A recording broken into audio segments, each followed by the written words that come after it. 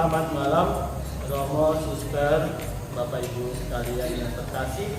Selamat malam. Pada malam hari ini saya mengingatkan kembali karena sudah diberikan pembagian tugas untuk memimpin Rabu, membaca kitab suci, membaca kisah hidup dan doa permohonan. Pertemuan pendalaman kitab suci nasional tahun 2020 dengan tema mewartakan kabar baik di tengah krisis iman dan identitas. Pertemuan pendalaman kitab suci pertemuan yang pertama pada malam hari ini mengambil tema Pulihkanlah kami ya Tuhan. Nanti bacaan Injilnya diambil dari Injil Markus bab 1 ayat 40 sampai dengan 45. Tujuan dari pendalaman kitab suci nasional pada malam hari ini agar para peserta mengetahui, memahami dan menghayati iman Tuhan yang penuh kasih, memulihkan orang sakit secara menyeluruh, serta mewujudkan kasih kepada Tuhan dan sesama secara nyata. Gagasan pokok pada pendalaman kitab suci nasional pertemuan pertama adalah pandemi COVID-19 menyikap betapa rapuhnya masyarakat kita. Wabah ini membuat banyak orang melupakan kebersamaan yang selama ini dibangun, bahkan ada yang melupakan kemanusiaan mereka. Ada yang bersikap masa bodoh, keras kepala, saling menyalahkan, mengincar keuntungan pribadi di atas penderitaan orang. Inilah wujud nyata bahwa pandemi COVID-19 telah mengikis iman dan identitas kita. Kita belajar dari Yesus yang selama hidup, semasa hidupnya juga berhadapan dengan orang-orang sakit. Berhadapan dengan mereka itu bukan mendukung pewartaannya. Yesus juga menyembuhkan mereka. Salah satu contohnya kisah penyembuhan seorang penderita kusta dalam Injil Markus bab 1 ayat 40 sampai dengan 40. Kisah ini menunjukkan bahwa bagi Yesus kesembuhan orang sakit merupakan hal yang sangat penting, sangat mendesak dan tidak boleh ditunda. Kepada orang-orang sakit, Yesus menghadirkan pemulihan secara menyeluruh. Ia mengerti bahwa meskipun yang diserang penyakit adalah raga seseorang, dampaknya akan dirasakan pula oleh jiwa orang itu. Terhadap orang-orang sakit, Yesus menunjukkan kasih Tuhan yang begitu besar.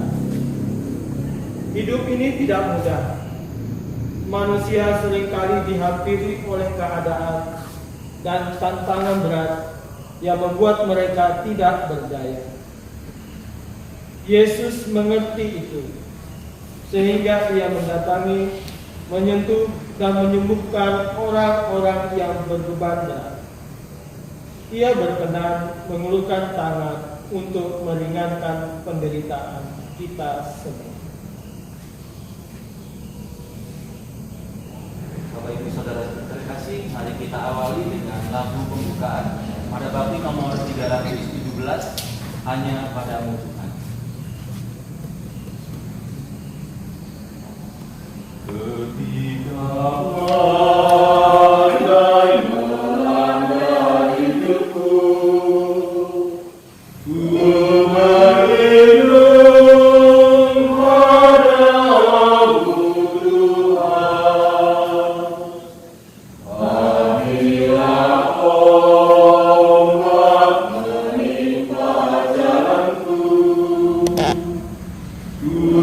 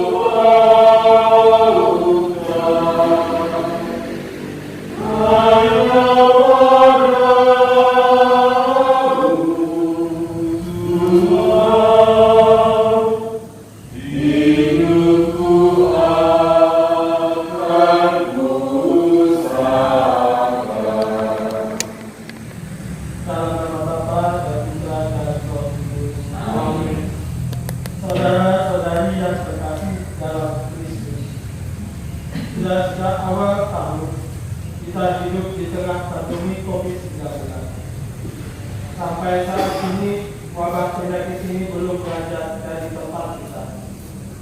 Ini memaksa kita untuk mengubah cara hidup dan menyadari betapa rapuhnya masyarakat kita. Karena pandemi, ada orang yang lupa akan solidaritas dan rasa kemanusiaan.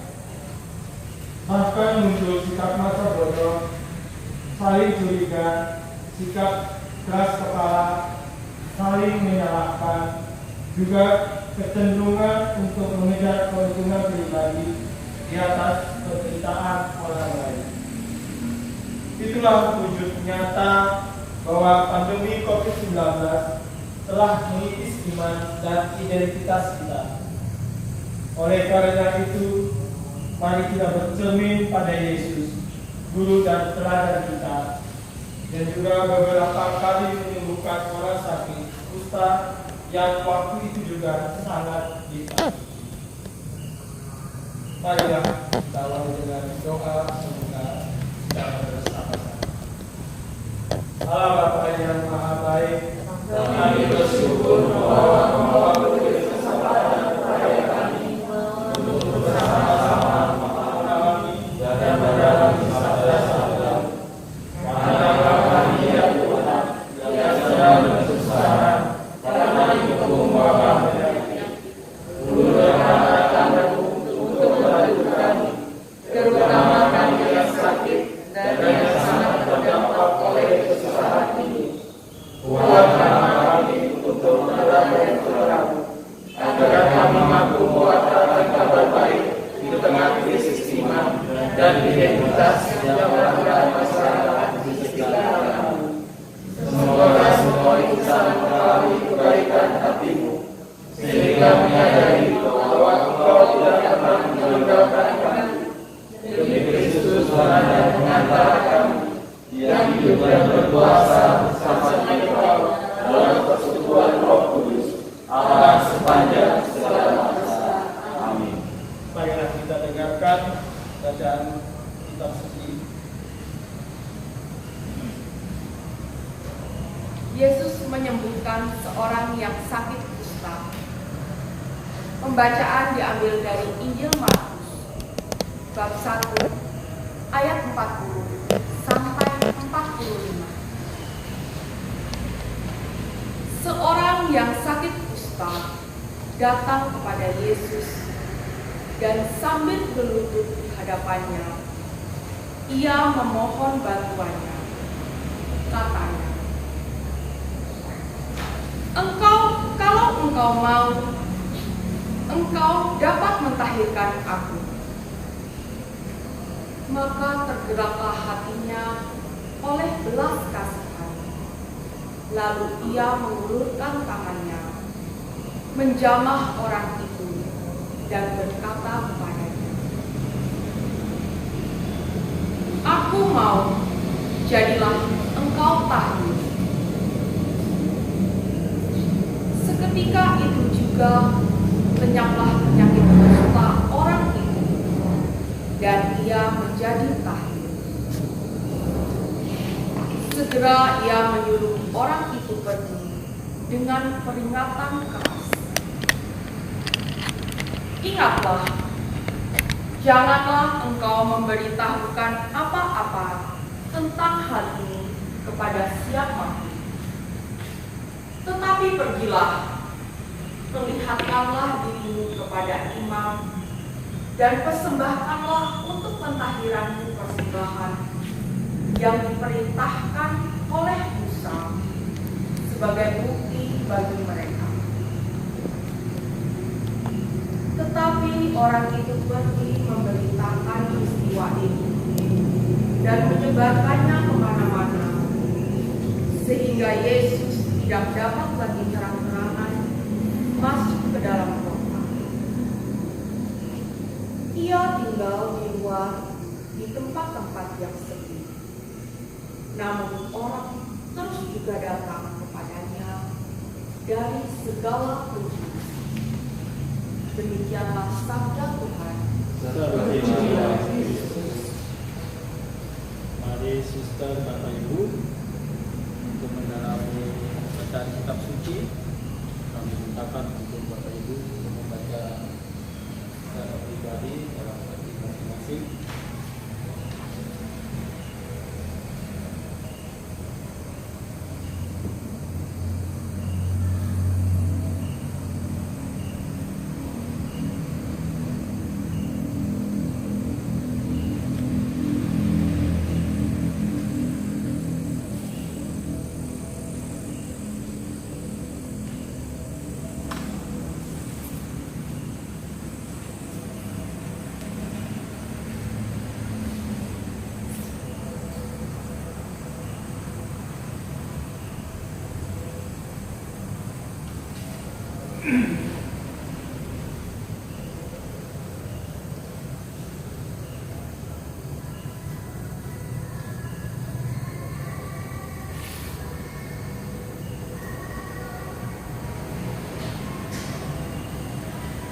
Untuk mendalami teks kitab suci yang bisa kita bersama-sama, mari kita dengarkan bacaan cuplikan berita tentang ibunya seorang perawat akibat terpapar COVID-19 dan sikap masyarakat di daerahnya.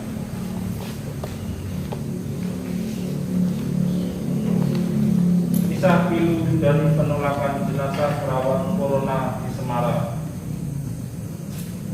Isak tangis haru tenaga medis Rumah Sakit Karyadi Semarang, Jawa Tengah mengiringi keberangkatan ambulan yang membawa jenazah rekan mereka, perawat Nuria Kurniasih yang wafat akibat terinfeksi virus corona. Perawat yang semasa hidupnya berjuang membantu perawatan pasien COVID-19 itu rencananya bakal dimakamkan di TPU Sewakul, Kabupaten Semarang. Di pemakaman itu pula kerabat-kerabat Nuria dikebumikan. Namun rencana keluarga Nuria untuk memulasarakan terhambat.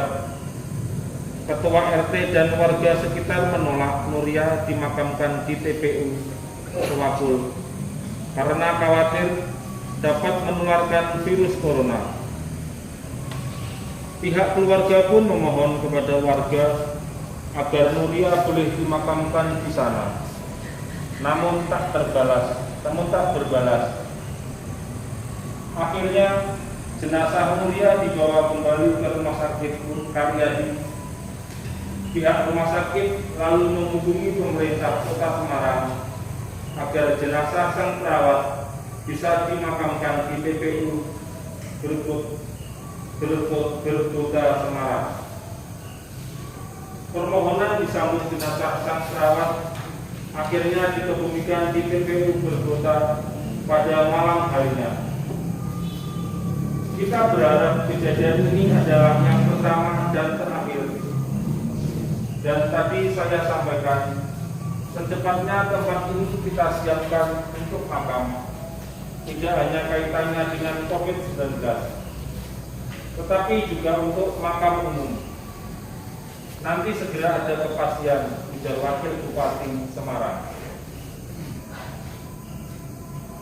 Sumber berita diambil dari CNN Indonesia, Jumat 10 April 2020.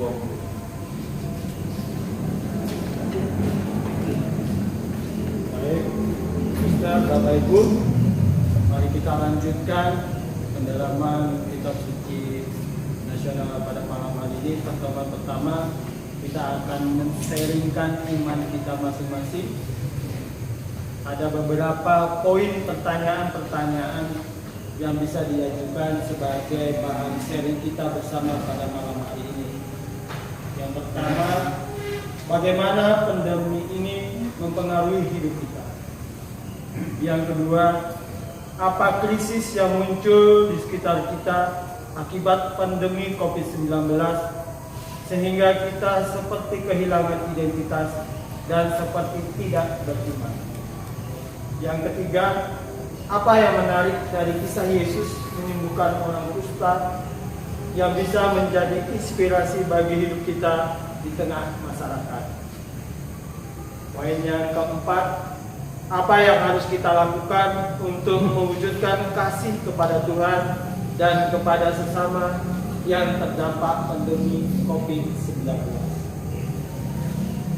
Mari suster, Bapak Ibu, untuk men-sharingkan pengalaman iman Bapak Ibu serta suster dengan beberapa poin pertanyaan yang barusan saya sampaikan.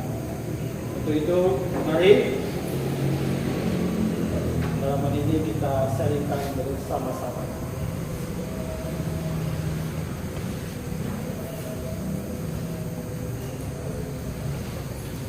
Mari, siapa yang mau mulai untuk men-sharingkan?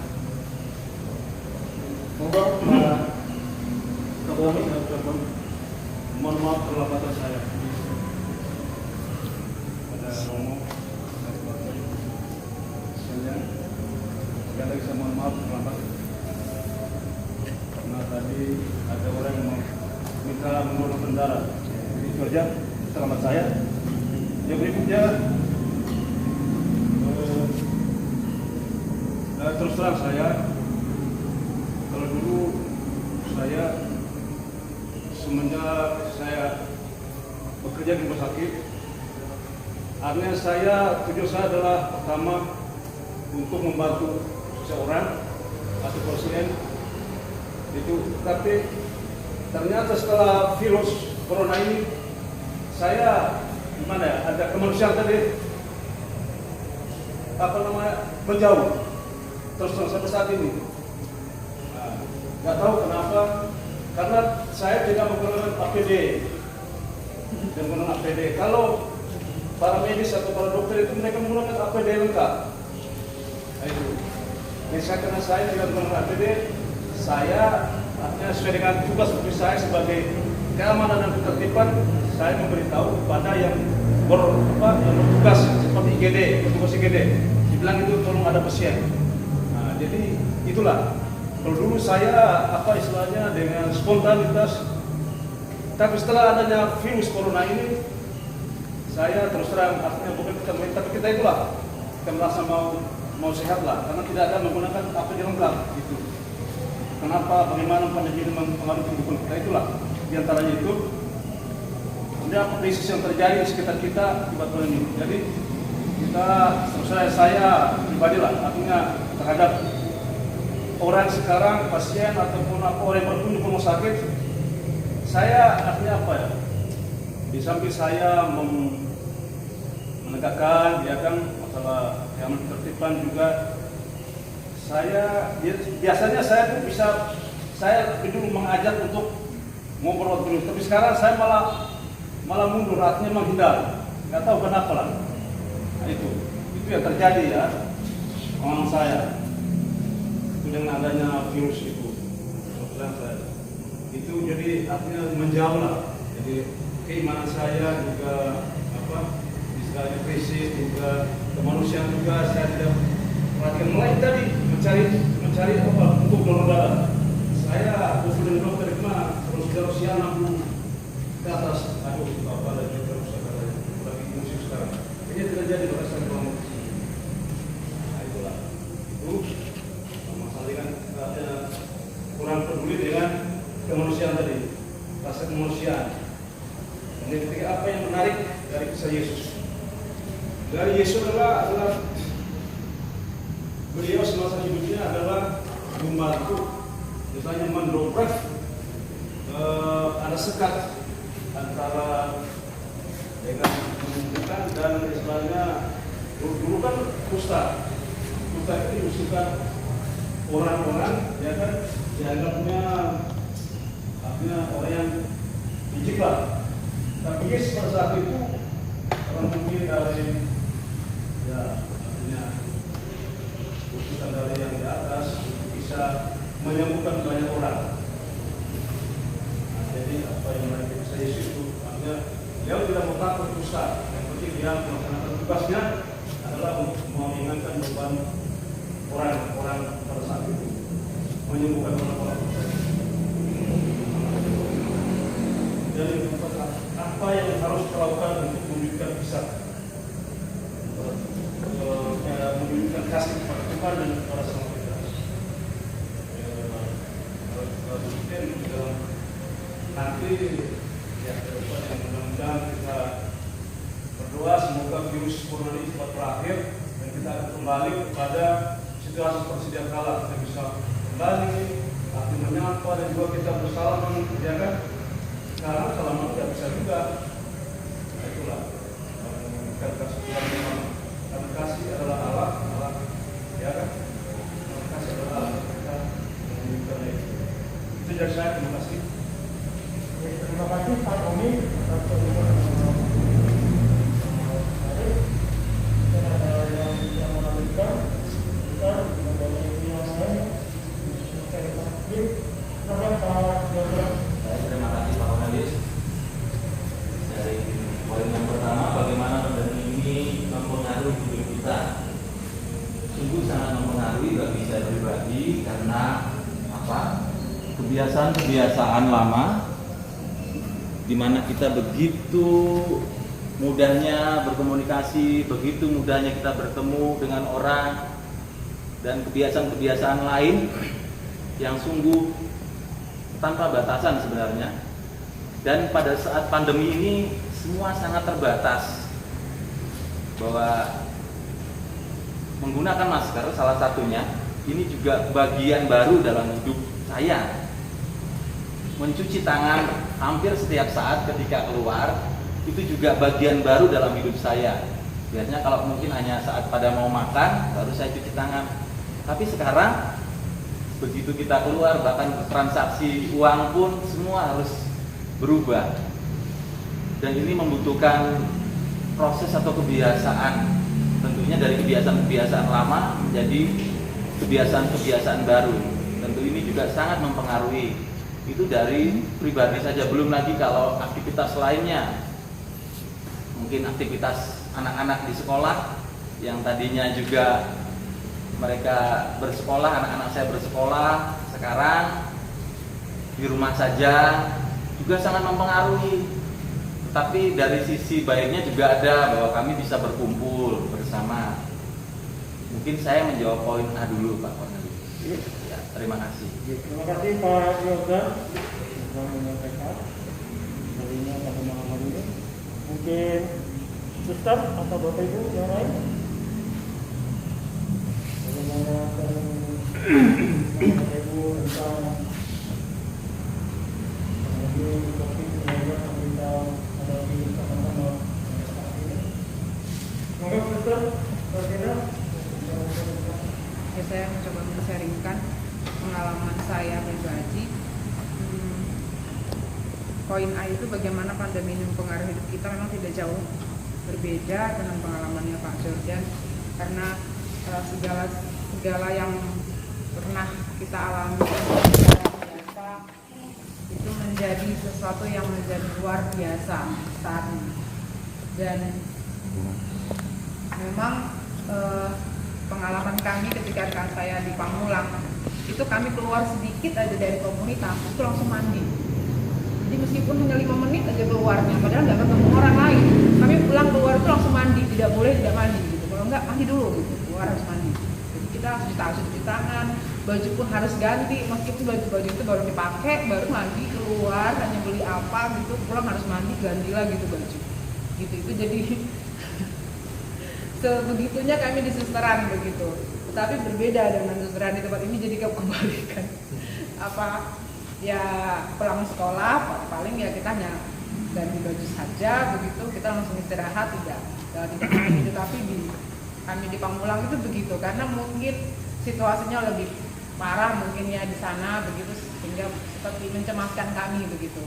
Ke pasar pun yang seharusnya mbak-mbaknya yang ke pasar itu kami meminta mbaknya tidak ke pasar, tapi kami yang ke pasar supaya kami menjaga mbaknya juga begitu, tidak jangan sampai mbaknya nanti menularkan ke kami begitu.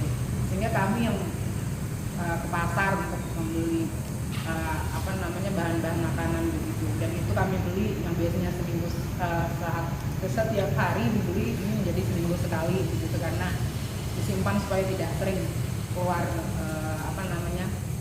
bertemu dengan banyak orang. Itu yang sangat memang mempengaruhi hidup kami yang di komunitas para suster. Tapi juga ada positifnya juga, yang biasanya kami itu full di sekolah terus begitu, seperti anak kos-kosan, jadi yang ketemunya hanya malam hari. Ini kami bisa makan siang bersama begitu, makan malam bersama. Itu yang menjadi positifnya bagi kami, sehingga kami bisa banyak waktu. Nah, lalu yang krisis yang muncul di sekitar, kalau di komunitas mungkin kalau krisis iman identitas tidak mempengaruhi banyak ya mengenai COVID-19, tetapi bagaimana kami melihat memang situasi di sekitar kami, misalnya ya wali murid sharing ke tempat kami begitu, bawa ke kami sudah mungkin mereka mengalami PHK dan lain sebagainya, sehingga mereka tidak lagi percaya dengan apakah ada Tuhan dan sebagainya. Itu yang ya kami mencoba menguatkan iman mereka bahwa di situasi ini pasti ada penemuannya yang baru gitu, yang Tuhan mau untuk kita. Kami percaya bahwa Tuhan itu mendatangkan sesuatu juga pasti nanti ada sesuatu obatnya juga yang bisa menyembuhkan begitu. Itu yang kami alami, yang krisis yang terjadi yang saat ini di dalam masa pandemi ini. Kemudian yang menarik dari kisah Yesus sendiri, memang kalau zaman dulu kan kusta itu memang sangat seperti ya bisa dibayangkan juga seperti saat ini juga menular. Dan tapi Yesus itu tidak takut dalam menghadapi orang-orang seperti itu, tidak menjauhi dan lain sebagainya. Tapi kan sekarang ini ya mau tidak mau yang katanya jangan menjauhi, tetapi kita juga sebenarnya ya menjauhi gitu secara langsung, karena seperti Pak Doni itu kan yang tadinya kemanusiaannya lebih besar sekarang udah mundur begitu kan. Ada ketakutan yang karena nanti kita sendiri, bukan kalau misalnya kita sendirian kena sih nggak jadi masalah, tapi nanti kena ke keluarga gitu. Nanti keluarganya ketemu dengan orang lagi, bisa mengenakan hal itu yang lain. Itu yang kita takutkan, mengenai ke orang, ke keluarga itu. Nah, tapi Yesus sendiri itu tidak punya ada rasa kecemasan, ketakutan dan lain sebagainya. Belas kasihannya itu yang didahulukan oleh Yesus, dan itu mungkin kalau saya sendiri belum seperti Yesus yang mendahulukan rasa belas kasih. Itu lalu yang apa yang harus dilakukan untuk mewujudkan kasih, ya memang pengalaman kami di sekolah-sekolah, ya beberapa wali murid dalam keadaan sekarang saat ini, baik pengalaman saya ketika di Pamulang maupun saat ini, itu juga ya beberapa wali murid datang untuk meminta keringanan gitu. Sehingga ya kami tidak bergerak sendiri, tetapi kami juga bicarakan kepada yayasan kami bagaimana dengan situasi seperti saat ini, sehingga orang-orang yang meminta subsidi begitu, yang memang situasinya tidak memungkinkan, kami berikan subsidi yang sewajarnya, yang sekiranya mereka mampu, dan juga kami usahakan untuk mencarikan donatur yang mau membantu di dalam situasi saat ini. Itu yang pengalaman kami bagaimana memberikan kasih kepada sesama yang terdampak pandemi COVID-19. Terima kasih. Terima kasih Suster Santina atas sharingnya. Kita sampaikan pengalaman kita. Mungkin ada lagi Bapak Ibu yang lain untuk men-sharingkan gimana pada masa pandemi COVID-19 ini. Baik, Pak Pardon. terima kasih Bapak atas waktu yang diberikan. Selamat malam Bapak, Ibu, Suster. Saya akan mencoba sharing iman bagaimana pandemi ini mempengaruhi hidup kita. Kebetulan secara nyata saya bersentuhan langsung dengan masyarakat yang ada di sekitar kita, khususnya di Kota Baru ini, terutama pada pekerjaan saya, yaitu yang bertugas melayani pelayanan publik. Dan kemudian tugas saya apabila saya mendapat laporan masyarakat atau pengaduan, saya langsung mendatangi tempat kejadian. Dan itu beberapa ulang pernah saya lakukan. Di antaranya beberapa bulan yang lalu, tepatnya akhir bulan Agustus, saya mendatangi tempat kejadian, yaitu tentang penemuan mayat. Penemuan mayat ini saya mendapat laporan dari Dinas Kesehatan, yaitu laporan itu mengenai adanya pasien yang terkonfirmasi meninggal diduga karena COVID-19. Lalu setelah menerima laporan itu, saya dan tim saya mendatangi ke tempat kejadian yang dulu pernah saya lakukan sebelum pandemi ini. Kita mendatangi dengan rasa percaya diri, pokoknya rasa yang luar biasa lah. Tetapi pada saat memasuki masa-masa pandemi ini, kita mendatangi tempat kejadian seperti wah, luar biasa ketakutannya, seperti rasa-rasa dihantuin ada, pokoknya kehilangan apalah, tidak seperti biasanya. Memang masa pandemi ini sungguh luar biasa bagi saya, sangat menakutkan. Tetapi sebagai yang dipercaya oleh masyarakat, kami membantu masyarakat untuk mendatangi tempat kejadian tersebut. Dan saya hanya menggunakan waktu itu masker dan sarung tangan, tidak menggunakan APD lengkap sama sekali. Tapi saya, dengan jantung saya yang berdetak-detak gitu, karena di masa COVID ini mudah-mudahan tidak terjadi apa-apa. Lalu semenjak saya datang ke tempat itu, saya konfirmasi dulu ke tim yang sudah ada di situ. Kebetulan dipimpin oleh dokter PSBB, yaitu dokter Joko. Saya bilang, Pak, tempatnya tolong disemprot dulu sebelum kita masuk. Akhirnya tim mencarikan disinfektan, lalu disemprot dulu sebelum kita masuk. Setelah disemprot, baru kita dengan tim medis kita cek ke dalam. Ternyata memang benar laporan masyarakat tadi, di dalam kamar hotel itu kita temukan mayat yang sudah meninggal dunia dengan posisi terlentang di lantai. Nah, pada saat itu pun saya juga melakukan gerakan pertama ini, saya gemetaran, tidak seperti biasanya. Bahkan untuk memegang jenazah yang sudah meninggal pun saya gemetaran gini, panas dingin lah pokoknya. Dan saya waktu itu mengambil tindakan, sebagai salah satu tindakan saya mengambil dokumentasi jenazah, lalu saya membuat olah TKP begitu di atas tempat tidur, di meja dan di lantai. Setelah itu saya mohon bantuan kepada tim medis yang sudah memiliki atau memakai APD lengkap untuk mengevakuasi jenazah, lalu dibawa ke ruang pemulasaran jenazah di Rumah Sakit Kota Baru. Nah, bagi saya yang dalam pandemi ini memang sangat mempengaruhi sekali dalam hidup saya, dan itu pun menjadi saya dihantui seperti bulan-bulanan, bahkan mungkin tidak bisa berpikir panjang dalam masa pandemi ini. Saya kira mungkin itu pengalaman sharing iman saya. Terima kasih atas waktu dan tempatnya. Terima kasih Pak Ricardo. Pengalaman pribadi Pak Ricardo dalam tugas di masa COVID-19 ini. Mungkin ada lagi, Bapak Ibu? Saya Ayo, silakan. coba yang poin berikutnya. Apa krisis yang muncul di sekitar kita akibat pandemi COVID-19 sehingga kita seperti kehilangan identitas dan seperti tidak beriman. Beruntungnya saya, keluarga, secara ekonomi mungkin masih bisa dikatakan stabil.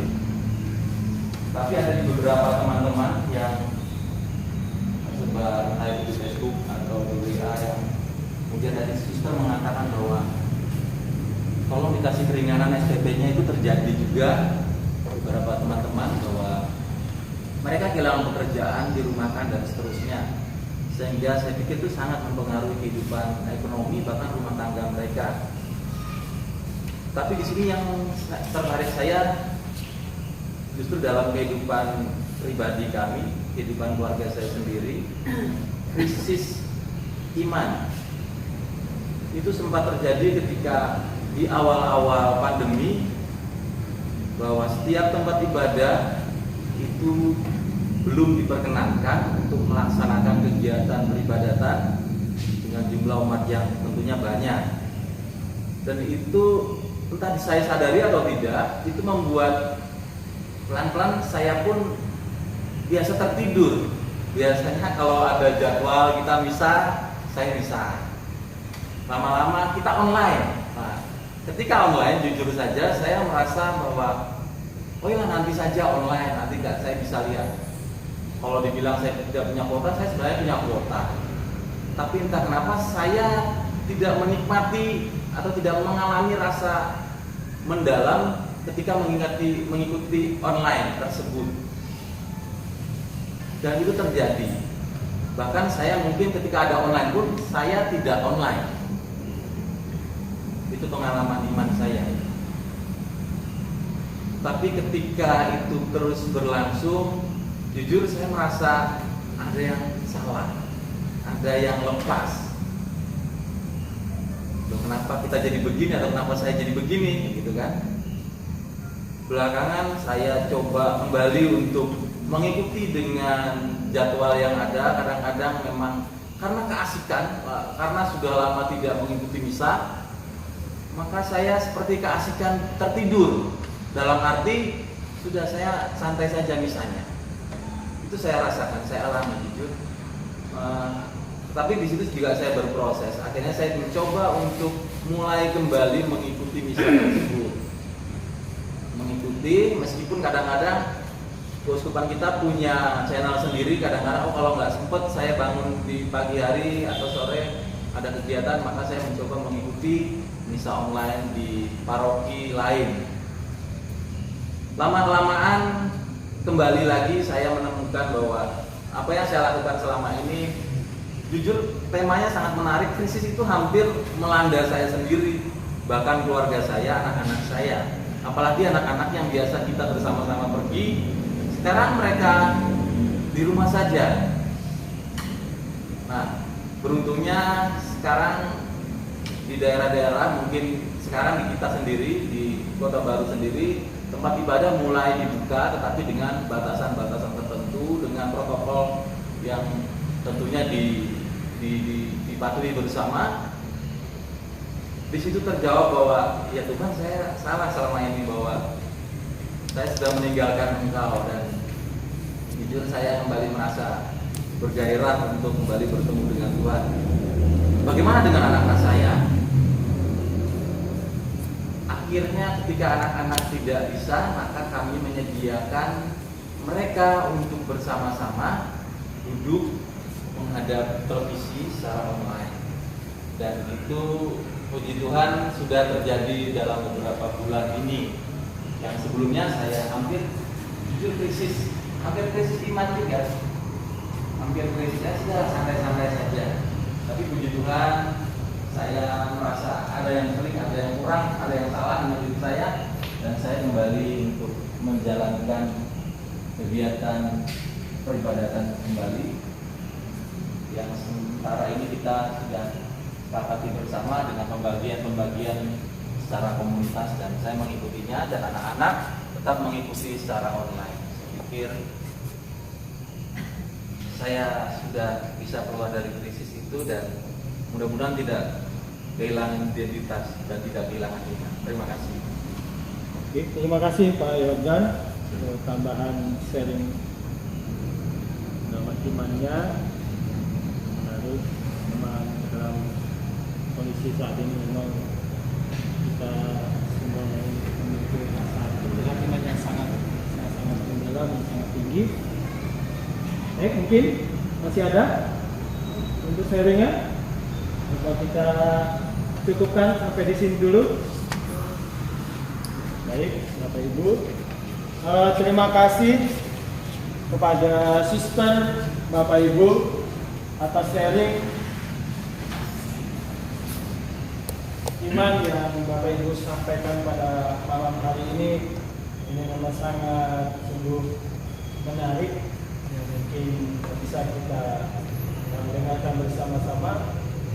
Ya, mungkin ini dalam kondisi pandemi COVID-19 ini memang semua kita berputar arah dalam hal perjalanan hidup, mungkin dalam hal pergaulan dan sebagainya. Dan inilah suatu tantangan buat kita. Bagaimana inilah ujian mungkin buat kita, bagaimana kita bisa mempertahankan iman kita sebagai pengikut Tuhan Yesus. Baik Bapak Ibu, itu sampai di situ sharing kita pada malam hari ini. Semoga ini juga akan kita tetap teguh dan tetap yakin bahwa Tuhan Yesus akan selalu mendampingi kita dalam perjalanan hidup kita. Kita yakin dan kita percaya dengan situasi seperti ini, mungkin ada hal yang terbaik yang akan diberikan oleh Tuhan kepada kita sebagai umatnya. Baik Bapak Ibu, setelah kita mendengarkan sharing pengalaman iman Suster Bapak Ibu, untuk itu mari kita meneguhkan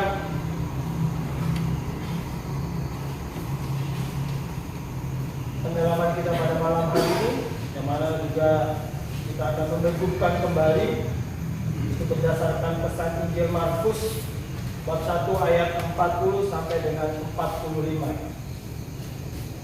Terkait dengan serangan virus corona, berita di atas setidaknya mewartakan 3 hal kepada kita, yakni entah banyak orang yang kehilangan kesehatan, tenaga medis yang kehilangan nyawa, dan masyarakat yang kehilangan hati. Inilah gambaran betapa kerasnya pandemi COVID-19 ini menghantam kita semua secara jasmani maupun rohani. Terjadi kontras yang sangat menyedihkan. Tenaga medis yang rela merawat pasien COVID-19 dengan resiko tinggi, dan adanya masyarakat yang menolak perawat, yang meninggal akibat merawat sesamanya yang terpapar COVID-19. Yesus memperlakukan penderita kusta dalam Injil Markus bab 1 ayat 40 sampai 45. Perikop ini mengisahkan mujizat penyembuhan yang dilakukan Yesus. Kusta pada waktu itu dianggap penyakit yang mengerikan, penyakit orang-orang terkutuk. Tentang penyembuhan-penyembuhannya di Kapernaum. Setelah melakukan banyak hal yang menakjubkan, Yesus meninggalkan kota itu. Karya Yesus di Kapernaum boleh dibilang berhasil, tetapi ada satu hal yang membuatnya waspada. Orang-orang Kapernaum tampaknya lebih tertarik kepada mujizatnya daripada pewartaannya. Melihat hal itu, kemudian Yesus lebih berhati-hati untuk membuat mujizat. Akan tetapi, Kemudian datang seorang kusta menemuinya. Dengan mendekati Yesus, orang ini sudah melanggar ketentuan Taurat. Sebab orang yang berpenyakit kusta harus menjauhkan diri dari orang-orang tahir.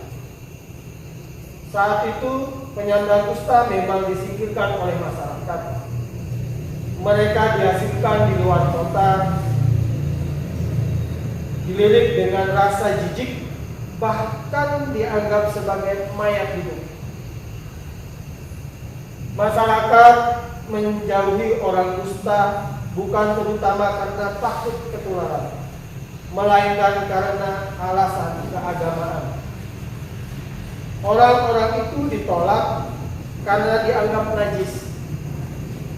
Di hadapan Yesus, orang kusta itu memohon dengan kalimat yang menarik. Ia berkata, "Kalau engkau mau, engkau dapat menahirkan aku." Orang itu datang dengan keyakinan bahwa Yesus pasti mampu menyembuhkan dia. Masalahnya, apakah Yesus mau atau tidak? Ini karena mempertimbangkan pengalaman di Kapernaum. Yesus sedang berhati-hati dalam membuat mukjizat. Sedapat mungkin mukjizat perlu dihindari karena ujung-ujungnya orang jadi salah persepsi. Mereka mengejar-ngejar kesembuhan dan tidak peduli kepada pewartaan tentang kerajaan Allah. Dalam konteks Injil Markus, keengganan Yesus membuat mukjizat juga berkaitan dengan maksudnya untuk merahasiakan identitas dirinya sebagai Mesias. Belum saatnya orang banyak tahu akan hal itu. Namun berhadapan dengan orang yang penuh derita, semua pertimbangan itu lenyap. Belas kasihan mengalahkan segalanya, sehingga Yesus pun berkenan menyembuhkan orang kusta itu. Disentuhnya dia, dan seketika itu juga sembuhlah penyakitnya. Selain menggambarkan terjadinya mukjizat penyembuhan, tergambar pula di sini tindakan Yesus yang mendobrak sekat antara kenajisan dan ketahiran. Dengan penuh kuasa, agama waktu itu memvonis sesuatu sebagai najis dan mengajarkan agar yang najis dijauhi. Yesus menolaknya, yang najis jangan dijauhi, tetapi hendaknya dipulihkan. Setelah sembuh dari kustanya, orang itu diminta Yesus untuk memperlihatkan diri kepada imam dan mempersembahkan kurban. Sang imam akan meneliti apakah benar itu sudah sembuh. Jika benar, imam itu akan menyatakan secara terbuka bahwa orang itu tahir. Pernyataan tersebut akan memulihkan segalanya. Dia yang sebelumnya dianggap najis diizinkan bergabung kembali dengan masyarakat dan diterima kembali dalam persimpulan umat Allah. Dengan demikian, Yesus menghadirkan pemulihan secara menyeluruh. Dia tahu bahwa yang diserang penyakit adalah raga seseorang, tapi dampaknya dirasakan pula oleh jiwa orang itu. Kisah penyembuhan orang kusta ini merupakan pernyataan imam jemaat gereja perdana dan akan kuasa Yesus dan kehadiran kerajaan Allah dalam dirinya. Dalam diri Yesus serta melalui hidup dan tindakan-tindakannya tergambar bahwa Tuhan adalah Bapa yang Maha Kuasa dan Maha Baik. Ia selalu siap mengulurkan tangan untuk membantu, menyembuhkan dan memulihkan orang-orang yang menderita. Baik, Suster, Bapak, Ibu, kita akan lanjutkan dengan doa permohonan.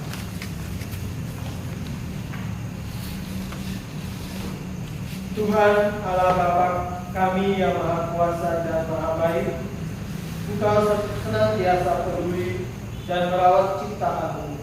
Dengan penuh kasih, tidak Kau biarkan kami sendirian dalam menghadapi berbagai macam tantangan dalam kehidupan ini. Sudilah mendengarkan doa permohonan kami. anak-anakmu yang kami panjatkan dengan penuh kepasrahan dan kerendahan hati. Bagi para pemimpin masyarakat, ya Bapa, dampingilah para pemimpin masyarakat agar dalam masa pandemi ini sungguh-sungguh memusatkan perhatian kepada masyarakat yang mereka layani. Semoga mereka senantiasa membuat keputusan-keputusan yang bijaksana demi kesejahteraan dan keselamatan hidup banyak orang. Marilah kita mohon. Bagi para pemimpin gereja, ya Bapa, sertailah para pemimpin gereja agar dalam masa-masa sulit seperti sekarang ini dapat berperan sebagai gembala yang senantiasa melindungi domba-dombanya. Mampukanlah mereka untuk memberikan pendampingan rohani bagi umat yang hidupnya tengah dirundung oleh ketidakpastian. Marilah kita mohon. Kabulkanlah doa kami ya Tuhan. Bagi mereka yang sedang sakit, ya Bapa, dampingilah dan kuatkanlah saudara-saudari kami yang saat ini tengah menderita sakit. Di tengah kegelapan, semoga mereka senantiasa merasakan kehadiran-Mu, sehingga tetap tabah dan tetap bertekun dalam pengharapan. Pulihkanlah mereka ya Tuhan, angkatlah penyakitnya dari jiwa dan raga mereka, sehingga mereka dapat kembali ke tengah-tengah kami dan menjalani hidup ini dengan penuh sukacita. Marilah kita mohon. Kabulkanlah doa kami ya Tuhan. Bagi para tenaga medis, ya Bapa, anugerahkanlah berkat-Mu secara berlimpah kepada para tenaga medis yang pada masa pandemi ini telah mengorbankan waktu, tenaga, dan hidup mereka untuk mewartakan orang-orang yang sakit. Berilah selalu mereka kesehatan, lindungilah dari ancaman penyakit, agar mereka dapat terus melaksanakan pengabdian ini dengan tenang. Berilah pula mereka ya Bapa, kesabaran dan penghiburan ketika menghadapi saat-saat yang berat. Marilah kita mohon. Bagi kita masing-masing, ya Bapa, ajarilah kami bersikap dalam masa pandemi ini, agar pikiran, perkataan, dan perbuatan kami mendatangkan keselamatan bagi sesama. Kuatkanlah kami agar tidak jatuh dalam sikap putus asa, tetapi tidak pula bersikap ceroboh maupun masa bodoh. Mampukanlah kami untuk menghadirkan kabar baik bagi orang-orang yang sedang berbeban berat. Semoga dengan satu dan lain cara kami dapat mengatasi keadaan yang berat ini. Marilah kita mohon.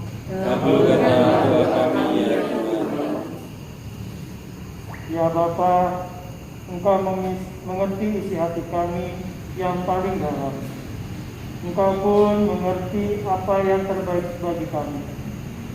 Kami percayakan hidup kami, hidup saudara-saudari kami, dan segala sesuatunya ke dalam tangan-Mu. Demi Yesus Kristus Putra-Mu dan pengantara kami. Saudara-saudari yang terkasih, marilah kita satukan segala doa dan harapan kita dengan doa yang diajarkan oleh Yesus sendiri.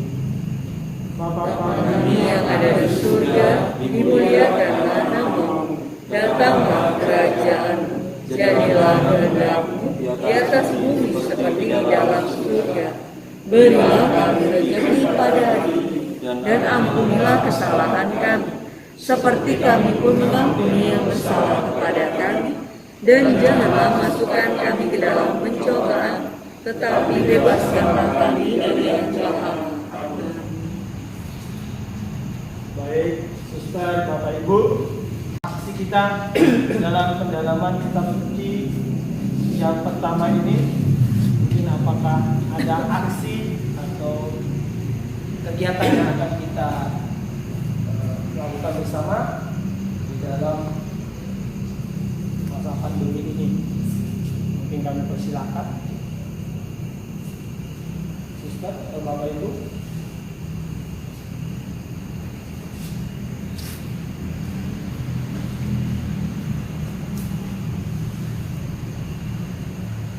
Di tengah situasi pandemi ini, mungkin memang kalau aksi menurut saya sih untuk mengumpulkan banyak orang mungkin masih agak susah. Tapi pertama, secara pribadi dalam keluarga saya akan mencoba untuk membangun semangat doa lebih lagi, terutama di beberapa bulan yang lalu saya sedikit hampir kehilangan iman dalam arti krisis, bahwa saya sudah melupakan yang namanya kegiatan doa, kegiatan ibadah. Mungkin saya akan mencoba mengajak kembali keluarga di dalam rumah untuk bersama-sama berdoa bersama. Dan kemudian kalau di komunitas, saya pikir karena kami belum melakukan pertemuan, mungkin nanti pada saat melakukan pertemuan kami juga akan berusaha untuk mencoba menemukan cara apa yang membuat kami kembali, atau teman-teman atau kita semua di komunitas kembali berkumpul dalam cara yang berbeda tentunya. Karena komunitas kami tidak terlalu banyak orangnya, ini mungkin akan mempermudah kami untuk melakukan kegiatan berkumpul, entah nanti bisa lewat online atau apa itu namanya, Google Class atau apa itu yang sekarang Zoom, atau ketika nanti kami data ternyata tidak banyak, mungkin kami akan mengadakan berkumpul bersama nanti tempat komunitas yang menentukan, karena kami memang belum berkumpul secara komunitas jika anggotanya tidak terlalu banyak, dengan tetap mematuhi protokol kesehatan, pakai masker, jaga jarak, cuci tangan. Terima kasih Pak Yoga tadi memberikan aksi terutama dalam hal keluarga untuk ditingkatkan lagi adanya doa bersama. Mungkin dalam hal pandemi ini memang sulit untuk kita dapat berkumpul, terutama di komunitas-komunitas dengan jumlah yang banyak. Bahkan juga mungkin ada juga Bapak Ibu yang mungkin merasa takut juga ada, terutama juga dalam usia yang di atas 65 tahun. Mungkin aksi yang bisa kita lakukan bersama-sama mungkin ya hanya di dalam keluarga,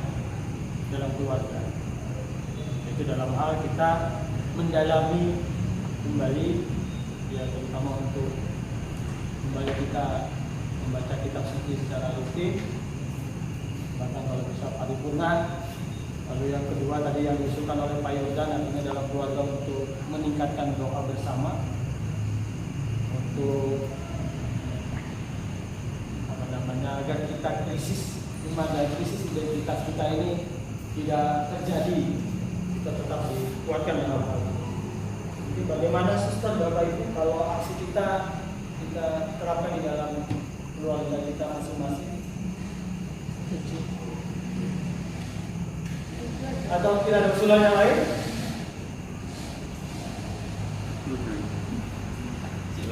Ya. Mungkin ada pola-pola yang lain, silahkan Sister atau Bapak Ibu. Saya tertarik ketika pengalaman saya di Keuskupan Jakarta, itu ada yang namanya disebut celengan Yesus. Nah, kalau melihat dari bacaan Injil yang saat ini adalah kan Yesus itu bagaimana berbelas kasih kepada orang yang terkena penyakit kusta ya. Apakah mungkin begitu di dalam setiap keluarga ada aksi yang namanya, kami pun komunitas ketika kami di Pamulang itu juga ikut serta dengan namanya celengan Yesus. Jadi celengan Yesus itu tidak banyak. Kalau siswa itu diajak satu hari itu 1.000 begitu. dalam keluarga itu 2.000 per hari. Jadi per 3 bulan itu dikumpulkan ke lingkungan, kemudian 25%-nya diserahkan ke keuskupan, 75%-nya diserahkan ke lingkungan, karena boleh lingkungan yang boleh mengelola begitu ya, yang mengelolanya secara langsung, sehingga apa yang mau dibuat begitu ya. Nah, kalau itu dimungkinkan dalam keluarga-keluarga kita, entah di komunitas kami atau di komunitas apapun, baik di keluarga masing-masing, mungkin bisa menyumbangkan, misalnya belanja yang tadinya 5.000 bisa kan 4.000, 1.000-nya dimasukkan. Jadi kita kayak punya celengan sendiri di rumah ya. Mungkin kita celengan belas kasih atau celengan Yesus begitu ya, yang nantinya kita sumbang kepada orang-orang yang saat ini banyak kan yang tadi kami sharingkan Pak. Dan mungkin ada saudara-saudari kita yang mungkin terkena korban PHK atau mungkin usahanya tutup dan tidak bisa. Ya seperti itu, mungkin bisa membantu keuangan mereka begitu. Ya kita tidak bisa berbuat banyak, tapi paling enggak bisa menolong mereka mungkin dalam hal sembako dan lain sebagainya. Itu dari saya, terima kasih. Terima kasih Suster, sangat menarik ya usulan Suster yang bisa dikatakan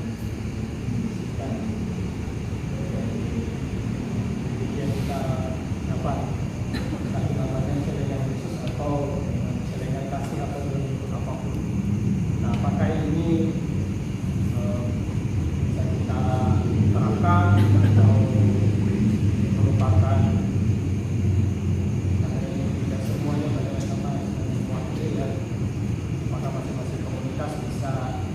menerapkan hal ini.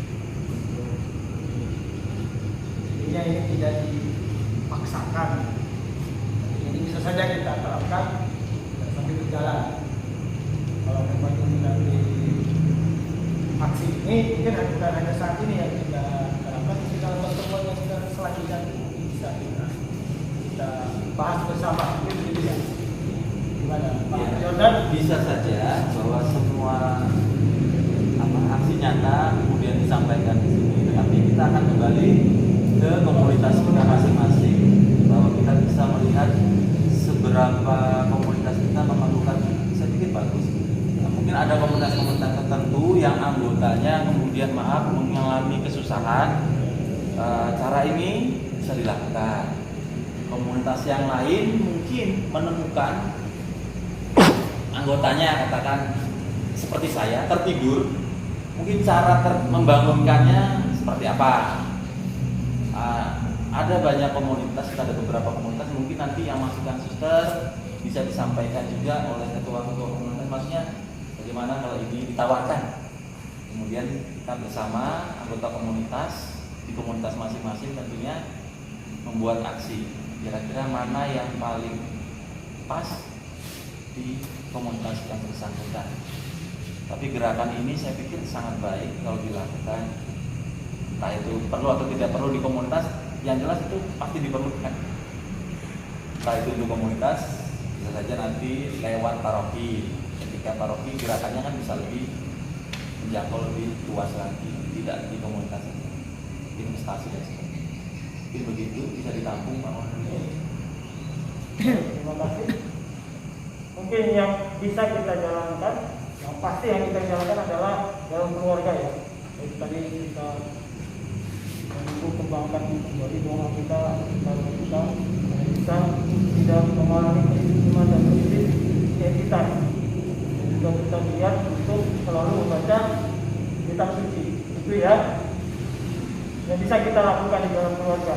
Tetapi usulan dari Suster tadi mungkin bisa kita pikirkan bersama nanti pertemuan yang kedua, nanti dari masing-masing komunitas bisa nanti kita bicarakan bersama-sama.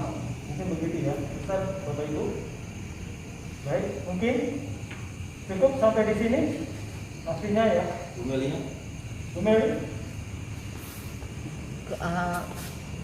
Mungkin ya untuk yang maksudnya terdampak COVID itu mungkin kami keluarga sudah melakukannya dari awal ya, mungkin memang kami nggak pernah cerita.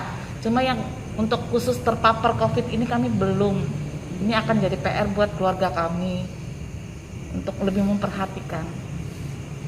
Itu akan kami lakukan. Cuma kalau yang untuk memperhatikan terdampaknya sudah kami lakukan dari yang kemarin-kemarin. Cuma yang untuk terpapar masih lulusan pikirkan. Mungkin itu akan kami aksi nyatanya akan kami kerjakan di keluarga kami. Ya, terima kasih Bu Mili. Ini sudah dijalankan mengenai seperti apa yang diberikan oleh Ustaz ya. Ya baik Bapak Ibu, untuk pengumuman yaitu untuk pertemuan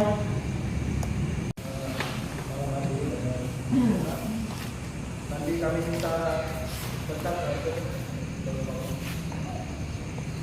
baik. Kita tutup pertemuan kita pada malam hari ini dengan doa. Kita doakan bersama-sama. Bapak yang Maha Kuasa, kepada Yesus yang telah menyerahkan kami bahwa Engkau adalah senantiasa baik dan penuh kasih, penjagaan dan penyertaan-Mu selalu kami rasakan. Juga dalam berbagai peristiwa yang terjadi sekarang ini, kami berterima kasih dan mengucap syukur atas itu semua. Kami pun hendak bersaksi akan kebaikan-Mu melalui pikiran, perkataan, dan perbuatan kami.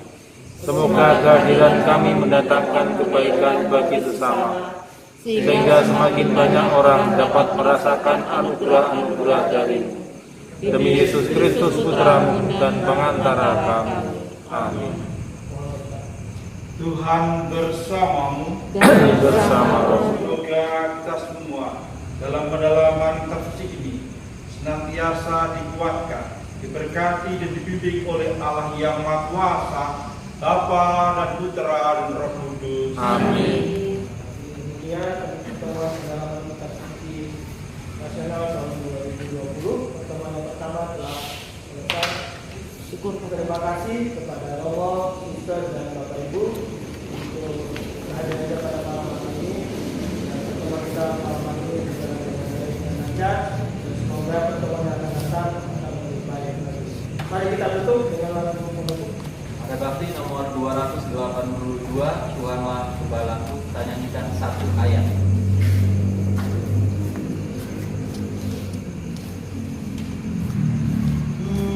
Tuhanlah gembalaku, aku terjamin selalu. Jikalau Tuhanku berkenan